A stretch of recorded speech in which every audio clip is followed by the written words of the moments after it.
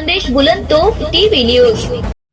बेटावदमध्ये आगीचं भीषण तांडव, फळबागांचा गरिबाचा संसार खाक।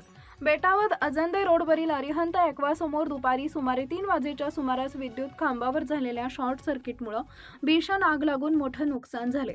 प्रचंड वाऱ्यामुळे आगीनं काही क्षणातच रौद्ररूप धारण केले। या आगीत शेकडो फळझाडे जळून खाक झाली असून एका गरिबाची झोपडी पूर्णपणे भस्मसात झाली आहे। सुदैवानं मोठा अनर्थ टळत पेट्रोल पंप वाचवण्यात यश आले। मिळालेल्या माहितीनुसार शॉर्ट सर्किटमुळे पडलेल्या ठिणग्यांमुळे रस्त्याच्या कडेला आग लागली। वाऱ्याच्या वेगामुळे ही आग झपाट्याने पसरत असून सुनील जैन यांच्या फळबागेत शिरली। आंबा, जांभूळ, पेरू, सीताफळ अशी विविध फळझाडं या आगीत जळून खाक झाली। याच दरम्यान रस्त्यालगत असलेली कैलास भिल यांची झोपडी ही आगीच्या विळख्यात पडली। झोपडीतील अन्नधान्य, कपडे व जीवनावश्यक वस्तू जळून खाक झाल्यानं भिल कुटुंबियांचं मोठं नुकसान झाले असून त्यांचा संसार उघड्यावर पडलाय। आगीच्या ज्वाळा जवळच असलेल्या इंडियन ऑइल कंपनीच्या किसान सेवा केंद्रापर्यंत पोहोचल्या होत्या। मात्र पेट्रोल पंपावरील कर्मचाऱ्यांनी तत्परता दाखवत अग्निशमन उपकरणाच्या सहाय्याने आग आटोक्यात आणण्याचा प्रयत्न केला।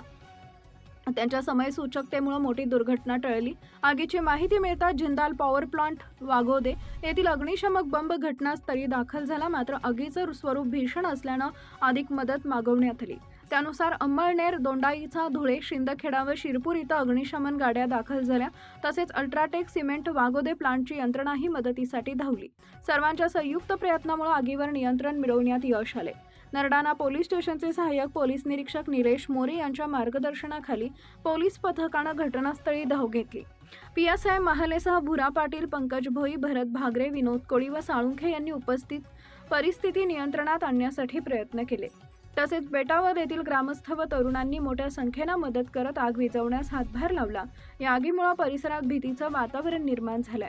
प्रशासनानं तातडीनं पंचनामा करून नुकसानग्रस्तांना आर्थिक मदत द्यावी अशी मागणी ग्रामस्थांकडून होत आहे।